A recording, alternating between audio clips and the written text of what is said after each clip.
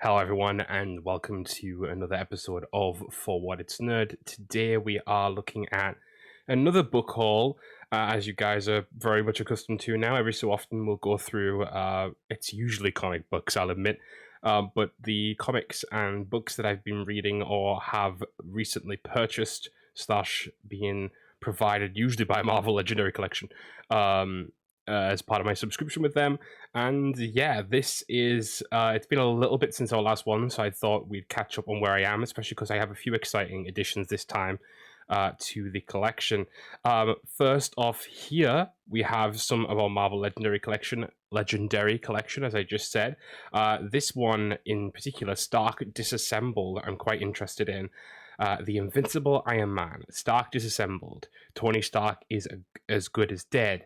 To keep highly sensitive information out of Norman Osborn's hand, the Armored Avenger has wiped his own mind. As his friends and colleagues gather at his hospital bed, desperate to find a way to restore his damaged body, Tony fights a seemingly unwinnable battle inside his own mind. Truly at his lowest point, Stark has lost everything. Can he find the will to rise again? Now, that sounds like a really cool concept, especially off the back of I got a Captain America comic that was sort of very similar, actually, as regards it was a story about Captain America coming back from the dead after being killed by Sharon Carter, and I'm waiting for the second half of that one.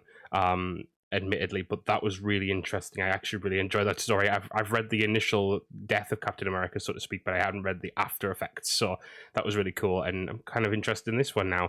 It's probably happening, I assume, around the time of the Dark Avengers if Norman Osborn is involved, but I wouldn't be certain on that. So anyway, I'll show you guys a little bit of the art for this one. Now, of course, if you are watching this on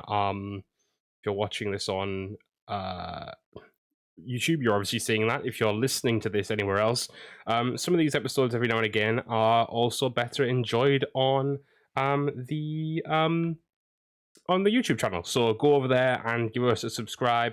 Yeah, if you want to see more of this content, sometimes it's enriched by the viewing process on YouTube. Sometimes it's as good on audio. And now in this book, it looks like, interestingly, Ghost is involved, which Ghost has become sort of a talking point again within the MCU because Ghost will be returning for the Thunderbolts, which I'm very excited for. I had thought to do a Thunderbolts episode, but I didn't want to take a whole video up on that.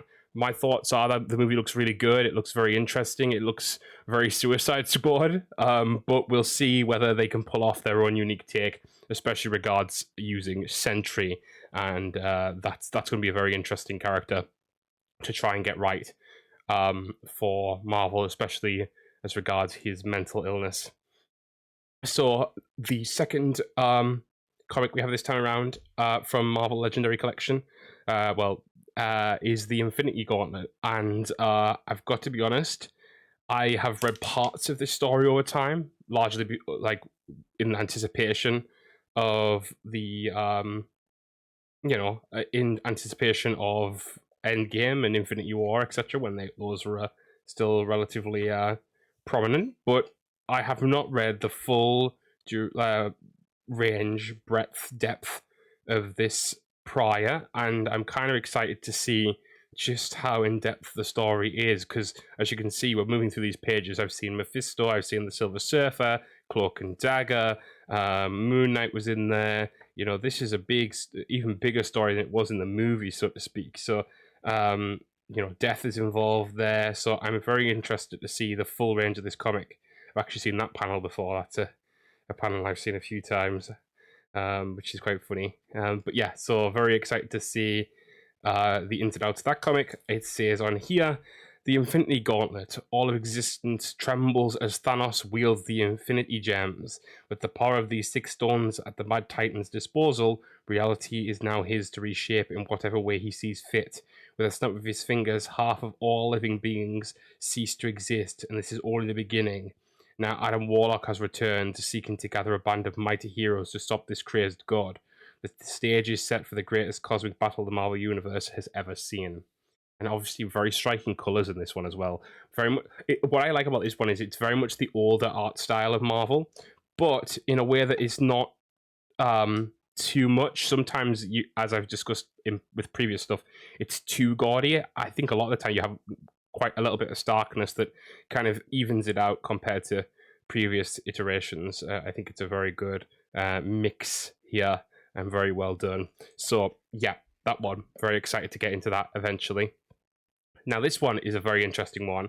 This is Captain America, The Coming of the Falcon, and Secret Empire. So these are a bit bigger collections of comics that still come from Marvel Legendary Collection.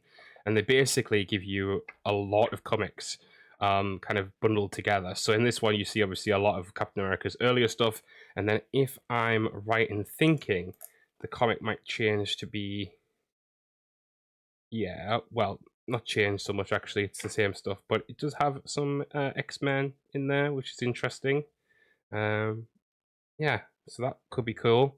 I like this type of classic comic, like the same with the last one. This is a lot more my kind of speed for classic comics. That kind of 2000s vibe of comics was not sort of my speed. I like this kind of block color. I like the original kind of comic style, not so much the style that they kind of went for in the middle. And I feel like now we have this type of style again. That's very prominent with stuff like there's a She-Hulk comic not long ago that had kind of a lot more block coloring, and I think it just is the comic style, isn't it? You know. So again, very exciting. That one that reads. This is a lot more hard to read, admittedly. Captain America was the Allies' secret weapon during World War II, until a tragic accident left him frozen in ice for decades. Now he is awoken in the modern world, a man out of time, but one who still believes in liberty and freedom for all. With foes he thought long dead daring to return, the Sentinel of Liberty is in need of new allies more than ever. Enter the Falcon. But it's not just old enemies that threaten to turn the hero's world upside down. As Cap and the Falcon continue their fight against injustice, they uncover a terrible conspiracy that goes even higher than anyone could have ever imagined and threatens to bring the USA to its knees. So basically, I'm assuming that a lot of the storyline will follow the Winter Soldier, assumedly. But very gorgeous art cover as well. Obviously, again, similar to the Legendary Collection, it does have a side paneling, which will eventually make kind of a mosaic, like a mural, should I say. Now, this is very interesting. This is very exciting. I have talked about DC a number of times on this channel, and I have made a lot of comment as regards the shows and the movies and stuff like that. I have always admitted that I am not as clued up on the source material as I am with Marvel. And this time, when they said they were going to be doing something, well, not they, but when I saw that there was going to be a comic collection very similar to the Marvel collection, but for DC and specifically for Batman, who is a character I've dealt with a lot in like gaming and stuff as well, I wanted to give it a go. So going forward, we're also going to have the Batman, the Legend of Batman DC Comics collection to look forward to looking at as well. So this is the first part. This is 0 Year Part 1, The Legend of Batman, and I've got to be honest, I think, and I'm going to be really unbiased here for a change, I think this is much more how I would like my comics put together than the Marvel version. Now, I love those comics, and I love the way that they're presented, and I love my, you guys will have seen on other videos, I love my the kind of mural it's making with all the book spines. But this, just something about this, is very, very nice, very sleek. And also just, I think the size is a lot more enjoyable to me as well. It's more compact. So in that way, I'm very happy with this. So this contains, basically what this one will do is this will go through the length and breadth of Batman's life as superhero, so to speak. You're going to have comics from very early on in his career to late on and past sort of Batman himself. So very excited about this. So this one reads, 5 years after he disappeared, Bruce Wayne has returned to Gotham City, determined to wage a secret war on crime. The city is in the merciless grip of the Red Hood gang, many of whose members has been blackmailed into a life of crime by the mysterious Red Hood, number 1. Before long, Bruce is forced out into the open and his return becomes public. In order to continue his fight, he decides that he must become something more, the Batman. And so, as you guys can see, very, very nice comic style. The pages feel so delicate as well, which I know it's a very silly thing to say maybe, but it does feel like there's a little bit more of like a tactile, like you feel like you're opening. I know that sounds very a peculiar uh, likeness, so to speak, but you know when you open, and maybe not everyone has had this experience, but you open like something like the Bible or like an older text, and the pages are super, super thin. That's what this feels like. And I obviously think that's how they've managed to get such a compact book together, but this looks really interesting to me, and I'm very excited to start delving into some comics. Now, of course, they're primarily Batman comics, but I'm imagining that some of these will cross over and probably have Justice League characters in, etc. And I think this is a really good thing for me, because maybe by getting into these Batman comics and being introduced to these kind of periods in the DC universe, I'll start being able to pick up comics for other characters along the way.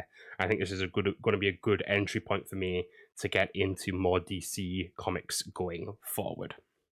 So there's that. Now, you guys thought we were done with Marvel. We're not. We are changing speed, however, a little bit. So I also picked up recently, so you guys might remember from previously that I had showed the Marvel Multiverse role-playing game before, and that was the base version. Now this is, first off, you have Deadpool role-plays the Marvel Universe, and this is a one-shot adventure, which is in a nice old-fashioned comic book style, which is pretty cool in its own way.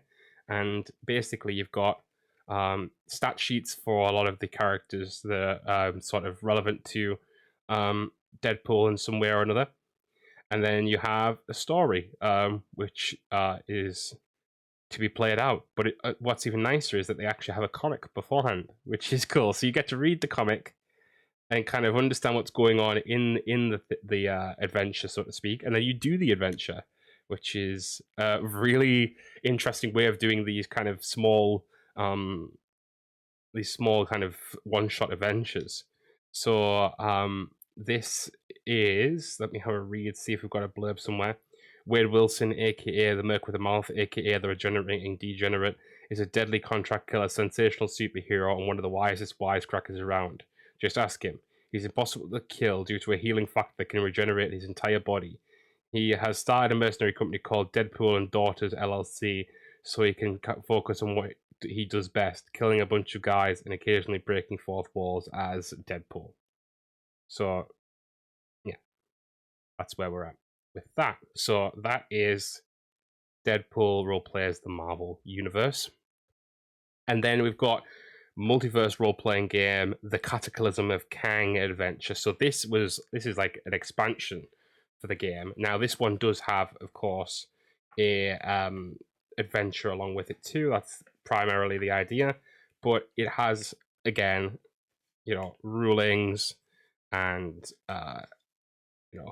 great art as well, which is, half the time with these books the art just sells it on its own, but they have like different editions for the game, and later on, if I remember correctly, they have stat blocks for newer characters as well. But again, just great art left and right. And the best part is most of it, I believe, is just taken from the comics. But yeah, look, Captain Avalon, for example, Black Knights, Fenris Twins, Blind Spot, Arnim Zola. So another really good addition to the role-playing game, which sadly I haven't had a chance to play still yet. But I will read the blurb on this one now. A battle across worlds and time. The call has gone out for heroes everywhere to defeat the malicious machinations of Kang the Conqueror. The Cataclysm of Kang will take characters from Hell's Kitchen to reality where Hydra runs the world, to a chase across time. In these 6 adventures, players can choose new heroes each time or form a campaign that takes them from street-level heroes to cosmic champions. Written by Matt Forbeck, Marvel Multiverse, Dave D. Walters from Dungeons and Dragons, amongst other things, and basically it goes through a list of a number of people, and basically it features dozens of new superheroes to play as and new art as well.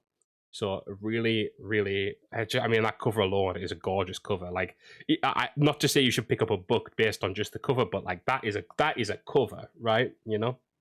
Anyway, guys, so that is primarily where we're at for reading at the moment. I have really been behind on, and I've got to be honest, it's kind of shameful, really. I've been behind on like real books. Not that's the wrong term, but that's what came to my head there. Like traditional books. I haven't really read anything in that sense in a while. Since I probably finished June and started June Messiah. It's an intention to get back to a lot of those, but it's been a real struggle. So I'm mainly comics are the way forward at the moment. It makes me feel like I'm actually reading something without getting so deep into a book that I can't get it. Like, you know, sometimes it's hard reading a book, right? It's a lot of work. It's a lot of heft. But yeah, so that is us for now, guys. I hope you've enjoyed. If you did, let me know. I always love discussing comics with you guys, as you know. It's kind of one of the big talking points of the channel, so to speak. So yeah, that is our haul this time. I'll be back with you guys soon for more next week. I don't know what we're discussing yet, but we always find something. Well, most of the time. But thank you guys, as always, for watching. Have a great rest of your week, and I'll see you later. Bye, guys.